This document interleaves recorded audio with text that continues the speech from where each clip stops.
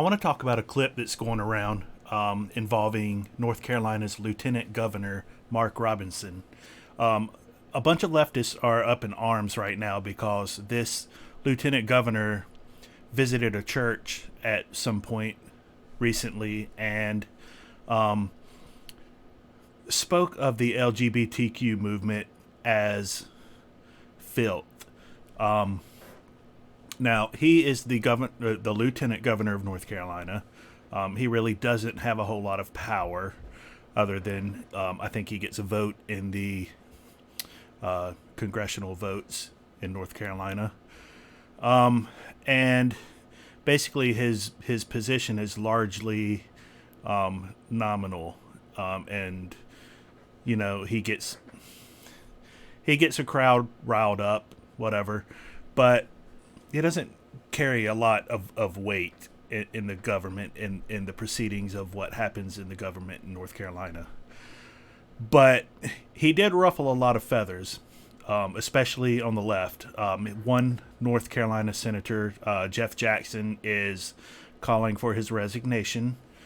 And the bottom line is that Mark Robinson has clearly stated that he's not going to back down. So he was talking about in the context of schools teaching LGBTQ and transgender ideology to students.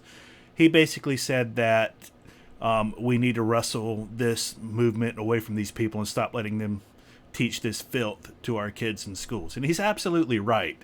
The LGBTQ movement is growing. The indoctrination is growing, and it's getting to the point to where people who have their children in school may not have any other choice but to have them in these schools.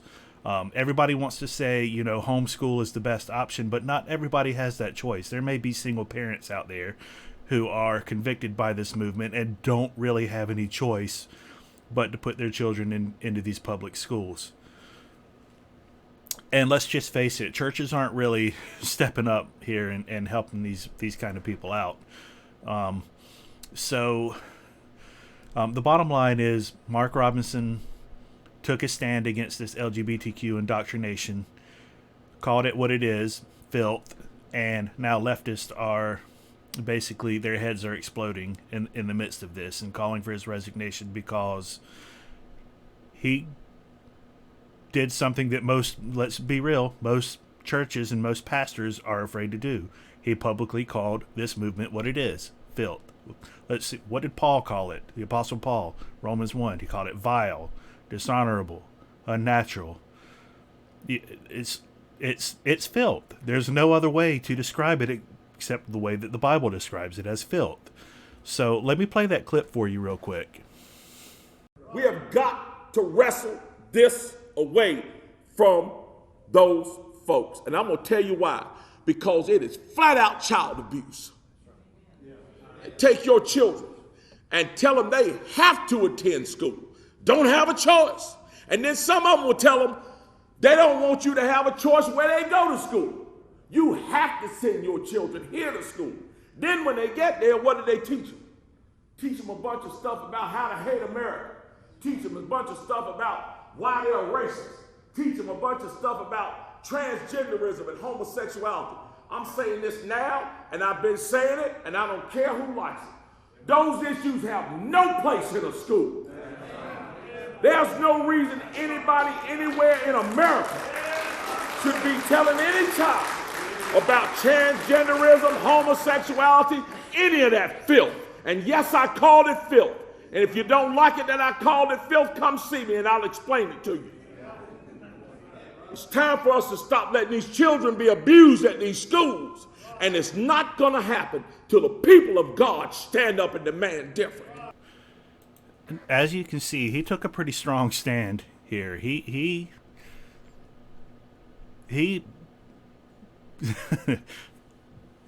How often do you hear your pastor say that? You probably don't, especially if you're in a Southern Baptist church.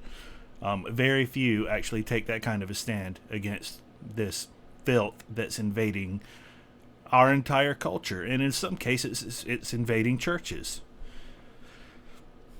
So again, like I said, the leftists, Jeff Jackson, other North Carolina senators and politicians, and even the White House chimed in and said that this is dishonorable behavior on the part of a politician. But is it? I mean, North Carolina has been a purple state for a while, for the last few election cycles. Nonetheless, it's safe to say that at least 50% of the population agrees with him. They don't want schools teaching this garbage to our children. And he's right. It has no place in the schools. Now, let's be clear. What other people do in their homes, in their private houses, in their whatever, with their lives, that's their business. It's not the government's business to really get involved in that. It's the church's job to go out and speak to the conscience of these people, preach the gospel to these people, and point them to Christ. But I don't believe that there is a biblical case to be made for necessarily forcing people into a particular lifestyle. So it goes both ways. You know, this stuff has absolutely no place in schools. Schools should be teaching reading, writing, and arithmetic. So, you know, Mark Robinson is taking a bolder stand than most pastors are here. He clearly sounds like a believer. I don't know what church he's a part of or what his theological belief system is here. But he is taking, and this is a traditional stand in the African American church. Most African American churches are not on board with this homosexual movement. A lot of them have moved into this critical race theory movement, which I think is kind of a gateway drug into the homosexuality movement. If you want to know, and I did another podcast on that. If you want to look at it, I'll put the link in the description. But Mark Robinson is not there, and I doubt that whatever church he's a part of is there. Mark Robinson rejects all of that nonsense, all of the anti-American, anti-Christian, movement. He seems like a really good guy. I think he is in the running for North Carolina's governor in the next election when that comes up in a couple of years. But as far as taking a bold Christian stand, he didn't mince any words. And if more pastors would take the kind of stand that this politician is taking, you might actually see some positive change in the culture. You might not. There's no guarantee with that. That's the work of the Holy Spirit, obviously. It's our job to go out and to preach the gospel, to preach the truth, and to point people to Christ. And I think, if people can go out and take a bold stand against this stuff, then that's going to empower other people to do the same thing. People are going to not feel alone in this movement. Parents won't feel alone in this movement. Most reasonable people are not on board with this movement.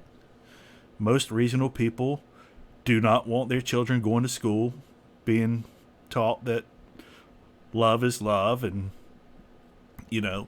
men can marry other men, and little girls can be little boys, and all this filth. Let's just be real, filth.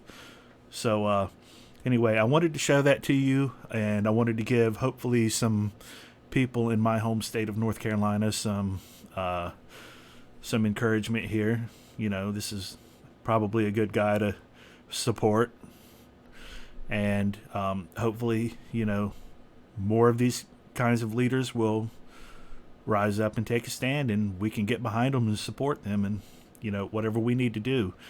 But all things first, we need to honor Christ with the truth, and he did. He spoke the truth, and he's not going to back down. In fact, he put out a video on his Facebook page. You should go check it out. He after all of this stuff came out and everybody's calling for his resignation, he vowed he is not going to back down on this. Very few politicians are willing to take that kind of a stand. So they want his head, and that's the price you pay when you take a bold stand for Christ and for truth and for anything that's not politically correct. I wanted to show that to you, share it with you. Have a good afternoon.